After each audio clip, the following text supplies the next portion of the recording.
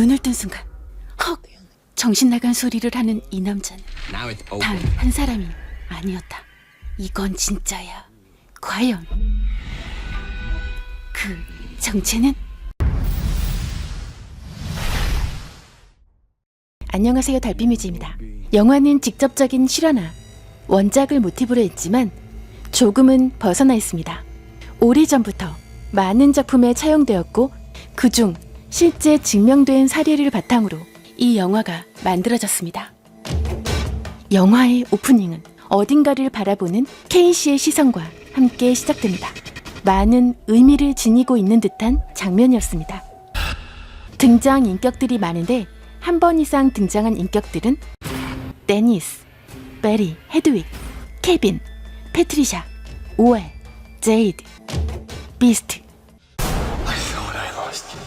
그중 데니스와 헤드윅, 패트리샤가 스토리를 이끌어갑니다. 친구 사이인 이 세 명의 소녀들이 어느 날 생일 파티를 마친 후 차에 오릅니다. 그리고 곧 낯선 남자의 공격을 받고 어떤 공간에 감금을 당하게 되죠. You will be in the presence of something greater. 영화는 긴장감을 유지하며 데니스와 여러 인격이 존재하는 한 남자와 소녀들의 모습을 보여줍니다.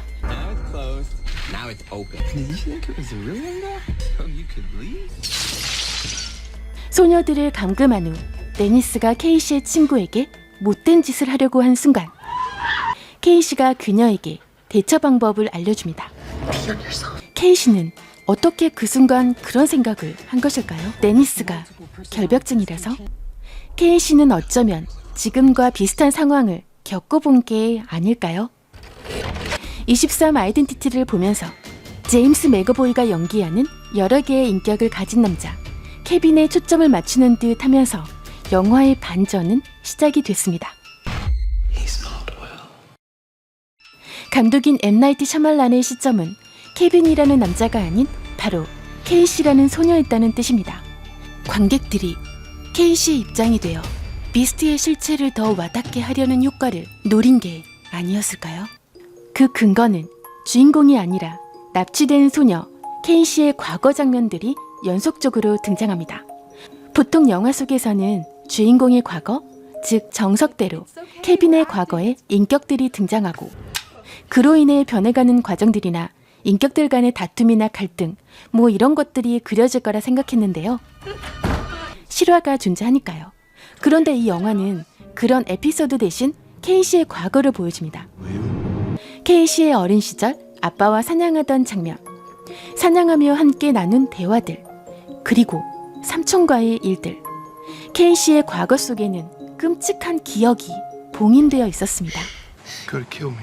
아직 어린 소녀가 아버지와 사냥을 하면서 총에 맞은 동물들을 보면서도 무서워하거나 불쌍해하는 표정이 없습니다. 여기에서 개인적으로 그녀가 좀 무서워지더군요. You're not gonna like it? 어떤 사건으로 인해 한 사람 속의 인격들이 자리다툼을 한 것으로 보여지는 이 남자. 중추 역할을 하는 데니스, 헤드윅, 패트리샤. 24개의 인격들 중에서 패거리로 알려진 소위 나쁜 녀석들입니다. 그들은 계속 자리를 바꿔가며 모습을 드러내죠. One's coming for you. 그들이 말하는 상처받지 않은 불결한 어린 소녀를 누군가의 먹이로 납치를 한 건데 케이시는 계획이 없었던 소녀였습니다. 감금된 방의 침대가 2개뿐입니다. 그리고 헤드윅은 그걸 확인시켜줍니다. 데니스가 케이시의 2 친구를 노렸다는 말을 해주죠. Okay. 실화 속 빌리 밀리건의 24번째 인격은 모든 인격을 하나로 통합하는 티처라는 인격이었는데 영화에는 그 역할을 비스트라는 괴물 같은 인격으로 표현했습니다. 영화에는 플래처 박사가 등장하며 이번 해리성 정체감 장애를 겪고 있는 케빈에 대해 연구를 하고 있었고 어느 날부터 늦은 시간에도 불구하고 박사에게 도움을 요청하는 메일들이 도착합니다.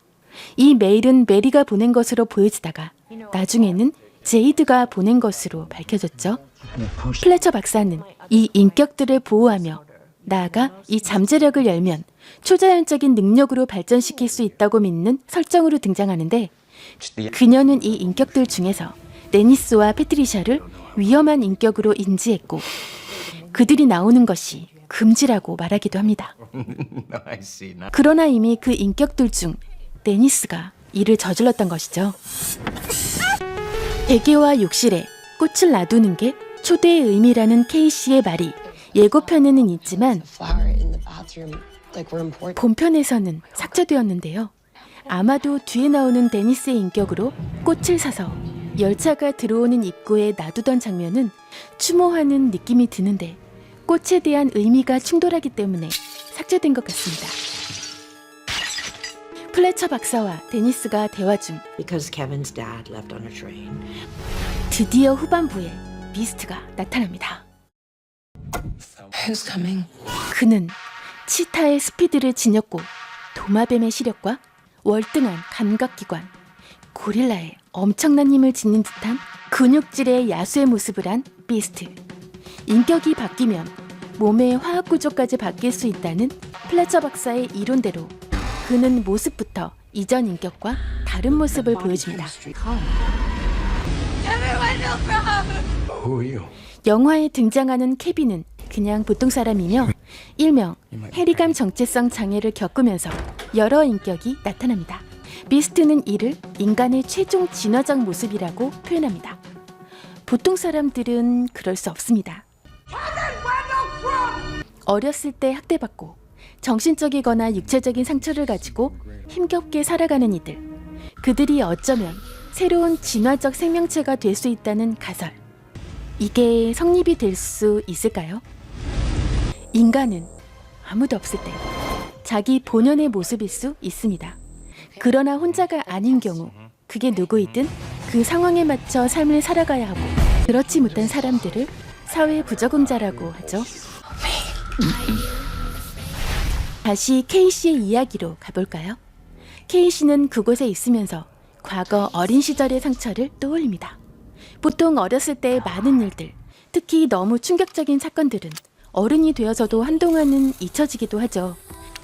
케이씨는 그곳에서 과거의 기억에 어두운 단면들을 대면하게 됩니다. 그리고 어쩌면 현재도 진행형일지도 모르는. 영화에서 납치당해 살아남은 생존자는 케이씨.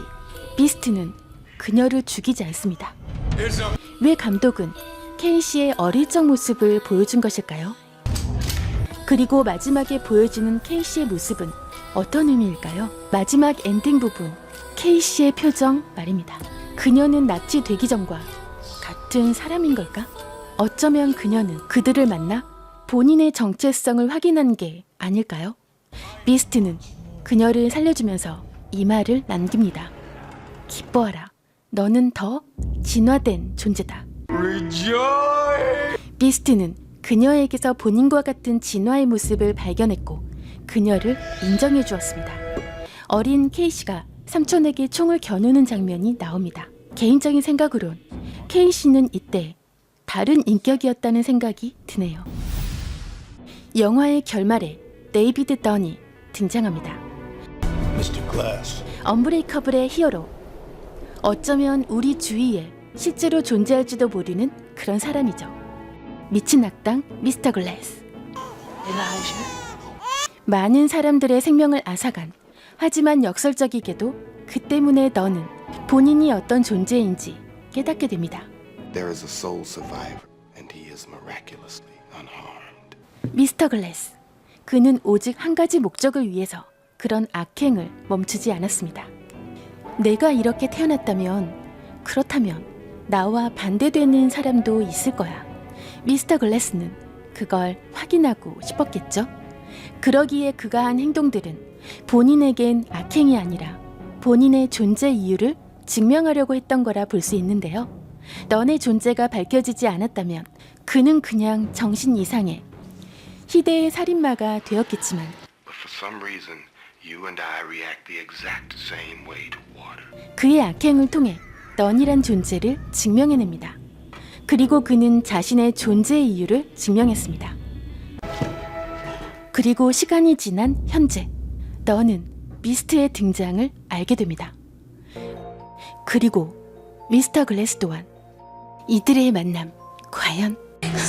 Who is that? Maybe she can help us. 저는 영화 글래스 리뷰로 다시 찾아올게요. 달빛뮤즈였습니다.